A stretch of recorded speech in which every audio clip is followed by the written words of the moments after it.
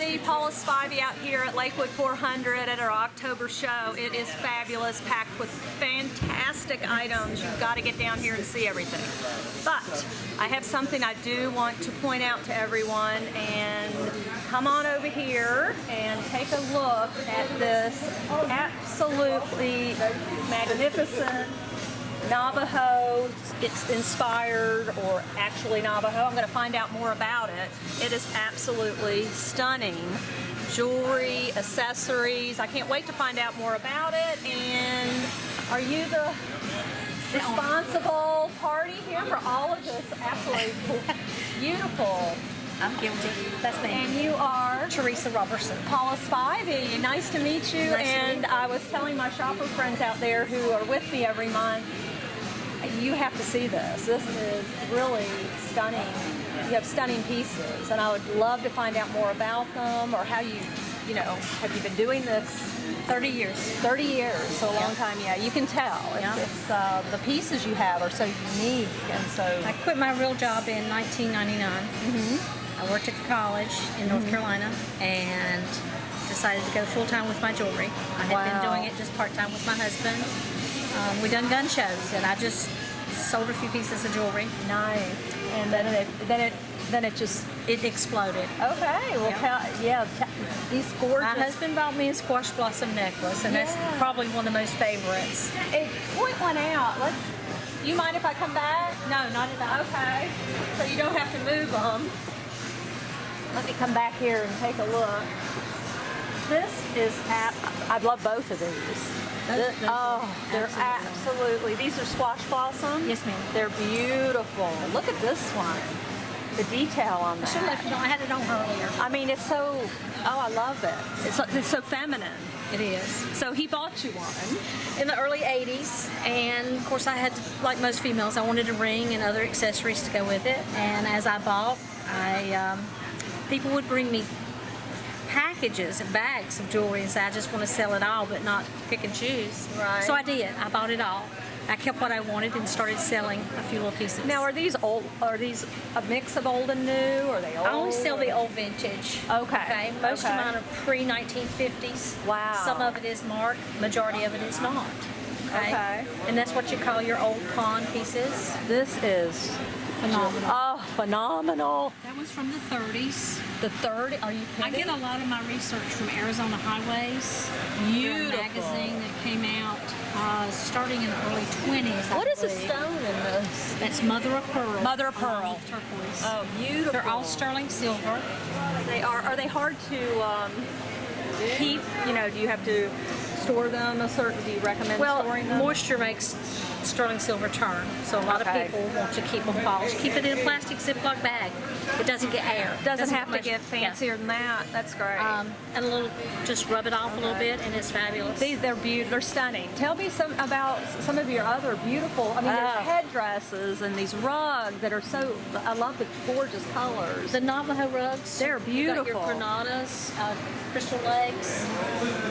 Your Navajo are known for their rugs. And then bring them to the trading post. The trading post would buy them and sell them to tourists as they came west. And so a lot of people bought them. They used them as utilitarian. They throw them on the floor. They weren't for hanging on the wall like we do today. Yeah, they're works of art to us. They are. What is this? This looks different than the rest. This is actually a blanket. Okay. It's one of the largest ones I've ever had. Wow, it is beautiful. It is 6.5 feet long. It's in beautiful condition. And the color, it just grabs you. It does. I'll be honest, that and the headdress, those really drew me to your Those are all handmade. Are you kidding? The bonnet and what they call a double trailer. Yeah, but everybody knows me by my headdresses. They are beautiful. In a show, I'll always put it at the highest point, and everybody's like, well, that's where Teresa's at. You know. They are just stunning. And what are these? Bolos. Bolos. Is that?